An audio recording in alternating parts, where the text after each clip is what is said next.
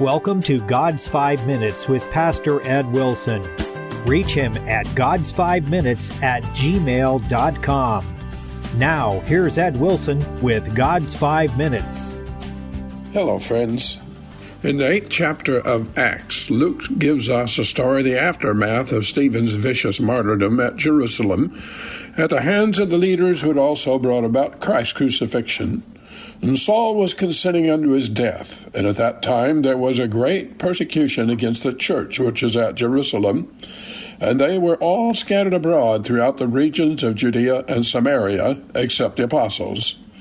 There seems to have been a lull at Jerusalem in the building conflict between Jesus' followers and the Jewish leaders, between the time of the crucifixion and Stephen's untimely end.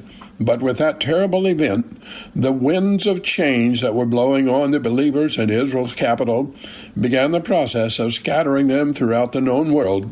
Their Lord had instructed them, "But when they persecute you in this city, flee ye into another." The gentle religion of the cross was never meant to be advanced by the edge of the sword, and so these unresisting saints, following Jesus' counsel, and unwilling to stir up insurrection in order to protect hearth and home, accepted the fate of being uprooted and spread about like wind-blown thistledown across the borders of Israel. Do you think those early Christians could have possibly understood that the sovereignty of God was being displayed in the havoc that was seemingly wrecked in their lives and multiplying their sorrows? The fact is that Jerusalem was about to lose its importance as the center of the worship of God and His Son. The church, although threatened, was on the verge of expanding beyond all imagination. The Gentile world was soon to hear the story of the cradle and the cross, with all its hope and salvation for the human race. Plans designed in eternal ages were now about to take place in time. The events Luke covered in his description of Stephen's trial and the persecutions of the early church were a means God used to open the fountain of worldwide evangelism. It's not surprising that the seething animosity of the Jews should lead them to make a tremendous effort to destroy this burgeoning new religion. Neither is it astonishing that the Romans should also take up the torch against Christianity. The fierce persecution flames ignited with Stephen's suffering were destined to burn until the beginning of the 4th century. Dark hours indeed for the humble little band, whose greatest desires were only for the betterment of all mankind, and were busy in the work of trying to make good Samaritans of every last one of us. Who could have blamed them if sometimes they felt the sting of their losses in homes and loved ones beneath the scourge of their enemies? And yet, as is so often the case, the same cat o' nine tails that lashed their backs was fulfilling the destiny of the angels and bringing salvation to you and me. You see, the stormiest clouds proved to have a silver lining. The church began at Pentecost, with many visitors from distant lands being at Jerusalem to hear the apostles speak, each in his own native tongue.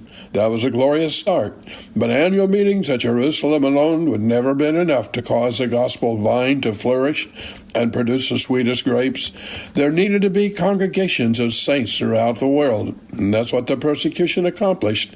The Jews at Jerusalem knocked over the burning lamp, and the flaming oil spread throughout the world. The old story is important to us because it is such an example of how God works. How can you or I possibly know what He has planned for our lives until, perhaps, from the wisdom of centuries, perhaps when we shall be in eternity, we look back and see what He really meant of them? Friend, have faith in God. He does all things well. Remember the old prophet Habakkuk. He, looking down on these events and many others, told us concerning God's promises, "Though it tarry, wait for it, because it will surely come. It will not tarry." Throughout the centuries, martyrs' blood has been spied, and where the church has been persecuted, it has flourished and prospered. May God help you and me to be faithful through our time as those folks were through theirs. Have you talked to Him today? You have been listening to God's 5 Minutes with Pastor Ed Wilson. Reach him by email at GodsFiveMinutes@gmail.com. Tune in next time to hear more encouraging thoughts from God's Word on God's 5 Minutes with Pastor Ed Wilson.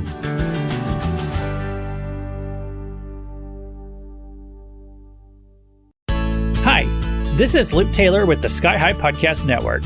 If you've been blessed by the program that you're listening to, I'd like to personally ask you to consider supporting our station. Our network is a collection of programs produced by KNEO Radio in Neosho, Missouri, a nonprofit station dedicated to educating Christians, reaching the lost, and making an eternal impact. This program is just one of many designed to encourage, equip, and inspire you in your walk with Christ. To help keep these programs going strong, visit kneo.org and click the donate button. And if you'd like to let us know in the memo line that you're a listener of this program, we would truly appreciate it. Thank you for being part of what we're doing here at the Sky High Podcast Network. If today's program spoke to you, please prayerfully consider supporting our mission. Together, we can make a difference for eternity.